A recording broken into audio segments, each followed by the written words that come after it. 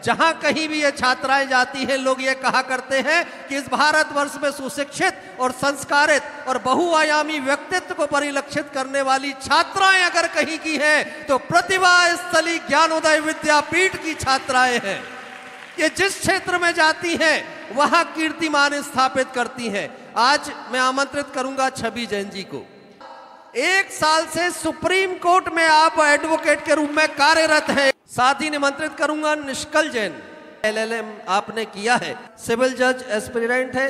साथ ही निमंत्रित कर रहा हूं श्रेया सिंघई जी हमारे बीच उपस्थित हैं। आपने BA किया फिलॉसफी से, साथ आपने AIR में 118वीं रैंक आपने प्राप्त की है।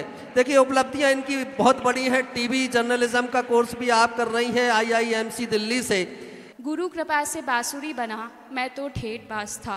कक्षा 12वीं में थे तब हम सब छात्राओं के मन में एक ही शंका थी कि आचार्य श्री जी कैसे हम गुरु जी के और दीदियों के सिखा गए मूलों, आचारों और शिक्षाओं को आगे बढ़ा सकते हैं।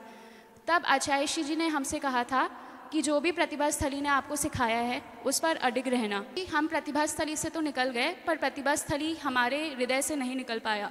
और आज जब हम विश्वविद्यालयों में विविध प्रांतों के छात्र छात्राओं से, जो कि विविध भाषा विविध प्रांत का पालन करते हैं, जब हम उनसे मिलते हैं और हम पाते हैं कि हर किसी के अंदर एक मानसिक आरक्षण है, पर हम अपने आप को उनसे दूर पाते हैं क्योंकि गुरुजी ने हमें सिखाया है और प्रतिभा स्थली में ही हमने भारत को जिया है। और गुरुजी हमेशा सदैव कहते थे विविधता में ही एकता है और यही स्वस्थ वतन का विचार है।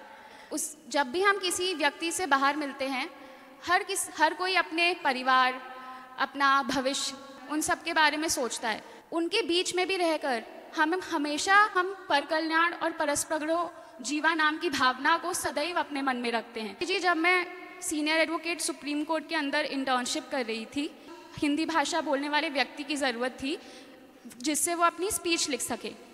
पर प्रतिभा स्थली में सिखाई गई हिंदी भाषा और अंग्रेजी भाषा के कारण मैं उनकी वो स्पीच लिखने में, शब्दावली में मदद कर पाई। उसके बाद उन्होंने बहुत खुशी और बहुत गर्व से कहा कि ये देखकर बहुत खुशी हो रही है कि आज की युवा पीढ़ी भी हिंदी भाषा को इतना महत्व देती है और इतने अच्छे से उसका वाचन कर पाती है। गुरुजी ने सदैव कहा है कि हर काई में पत्थर और हर पत्थर में फिसलन होती है, पर प्रतिभा स्थली के दिए गए मूलों, आचारों और शिक्षाओं के कारण हम उस काई वाले पत्थर में भी नहीं फिसल पा रहे हैं और हम अपनी शिक्षाओं, विचारों और मूलों पे अडिग रह रहे हैं। आचार्य श्री जी, हम आपसे भी यही मार्गदर्शन और यही आशीर्वाद मांग रहे हैं। नमोस्तु आचार्य श्री जी। नमो।